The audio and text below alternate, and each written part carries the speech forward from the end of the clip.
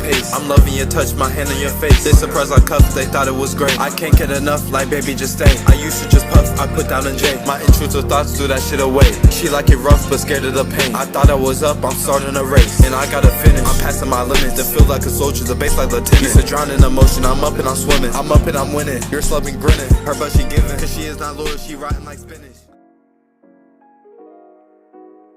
It's about that time in the middle of the semester, classes are getting tougher. We have to lock in and, you're struggling in class and you want to find a way to be better in class, but you don't know how. I'm going to tell you some tips, what helped me to get back on my grind or just, be better at my classes or overall. And let's get right into it. First thing, do not underestimate a test or a class.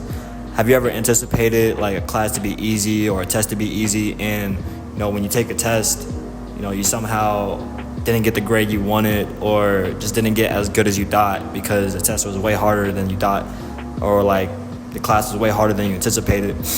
It's because we underestimate it and we don't actually put in the work, study, especially in college.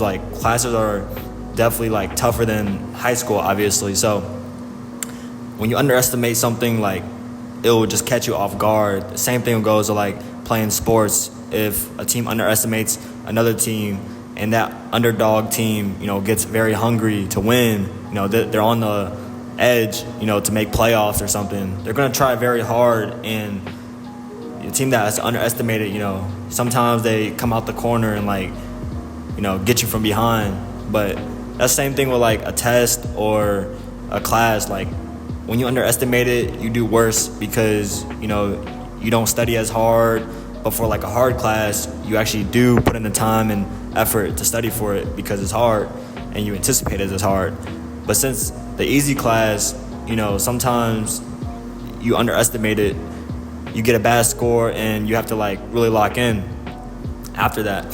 To prevent this, you shouldn't underestimate a class or a test. If you automatically think every test or class is hard, then you're automatically gonna study harder just to know for sure that you can secure the bag, secure the A or whatever. So first tip is don't underestimate the class or a test. Number 2, you are not doing enough.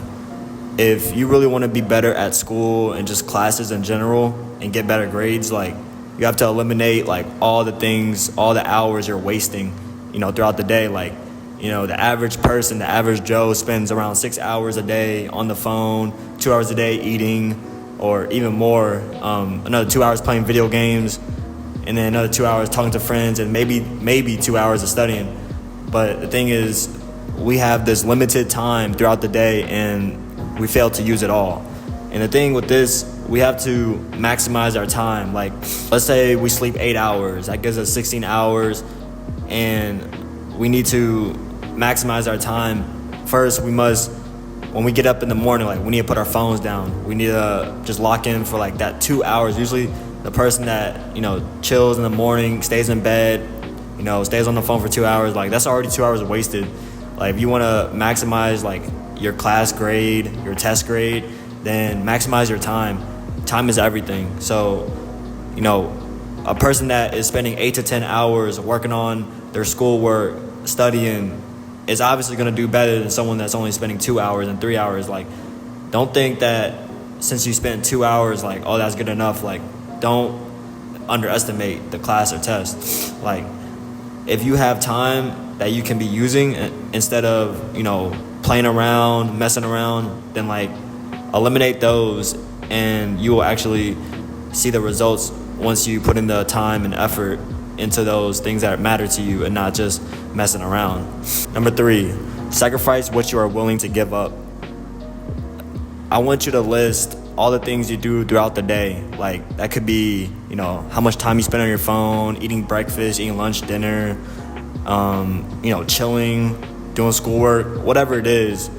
You must see what, you can sacrifice. Let's say you spend 2 hours with your friends, 2 hours in the gym, or it doesn't matter. But look throughout the list and see what you are willing to sacrifice to get to that better grade, to maximize your class grade or whatever.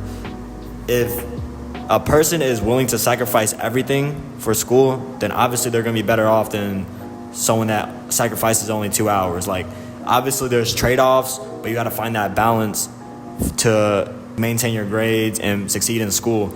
So if you are willing to sacrifice some social time for school, because you value school more than, a couple days with your friends, then have your priorities straight. If you prioritize school over playing video games, then sacrifice the video games for the grades. Know what you can sacrifice and know what you're willing to give up to get what you want. Sometimes you gotta be a little bit more selfish. Doesn't matter if, you're giving up something because you value the other thing more. Because if you put your energy into both of them things, sometimes you don't get either. So just know what you're willing to sacrifice and do it if you're willing to do everything to get what you want. Number 4, be competitive with others. Have you ever tried harder than someone just because they're partaking in the same activity? Like, it could be a sport, could be anything, could be a cleaning competition, it could be who can study the longest. Like, use people around you as fuel for competition. Like, competition boosts your motivation to get things done, to get ahead of them, because humans wants to be just naturally better than others. So if you have people around you doing the same thing, try to be better than them. Use them as fuel to be competitive. I feel like if you studying with people, they might, who can study the longest. Even in college, there's thousands of students. Like, that should be your motivation alone. But whenever you're around people, just know that everyone's competing, and use that as your spark for competitiveness to do more than others. That's how you do better in classes, because if you think about it, a lot of classes have curves, depending on the grade distribution. If a lot of people do bad, then there's going to be a big curve. You have to use other people that's in the class as your competition. Use them as fuel. Like, I need to do better than them. I want to be better than them, and I don't want to see no one better than me.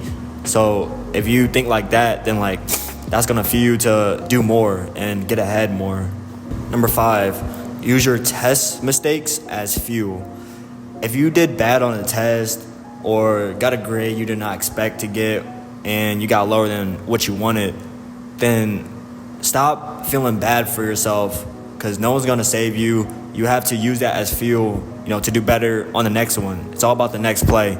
Like, if you get a bad score, the more time you waste, crying about it, feeling bad about it, then you're hindering yourself from not making a mistake next time. Like, that mistake on that test should be motivation for you to do 10 times better, 100 times better. You're gonna study 100 times more. Like, a lot of people, they feel bad for themselves. They don't even feel like trying anymore. But me, from personal experience, every hard class I've taken, I studied 10 times more than easier classes. Like, if I did, if I got a test score that I didn't expect, then that's gonna make me motivated to study 100 times more. And the hardest class that I take is the most I learn in. Take that test grade, that low test grade, as a learning lesson for the next one. You're gonna study 100 times more and learn the concepts, and you're gonna actually master every little thing if you're in the right mindset to do so. But if you're always feeling bad for yourself, you're not gonna get out of that mindset to where, oh, I feel bad, I can't do better. It's just like a breakup. If your girl breaks up with you, you don't know what to do, you cry all day, what are you gonna do, stay down all your life? No, you have to get up and keep on pushing, because if you can't do anything about the test grade, the breakup, if you can't get her back, it doesn't matter. Like, she didn't want you. You gotta get up and do something with your life, basically. So that's the same thing with school. Like, something bad happens, bad test score, next play. Study 100 times more to not make a next mistake. Anything, bad that happens in college or school, use that to unleash your grind to even do better on the next one. You have to fail to actually grow. Yeah. So in doing that, you're gonna come back stronger than you ever did. Like, imagine you didn't get up at all. Like, it's basically failing because of one mistake. If you give up your life for one mistake, then you won't be able to grow, continue to grow. Like, everybody has mistakes, so the good ones actually get up and learn from it and come back even stronger. That's with a test, that's with, classes that, don't go too well, just anything. Like, don't be the person that gives up on one thing. Be the person that if you make a mistake, then you're gonna come back stronger and be better than people that start above you. And that's all I have. Yeah, continue to use these tips, become better in your classes, and keep grinding. Catch y'all.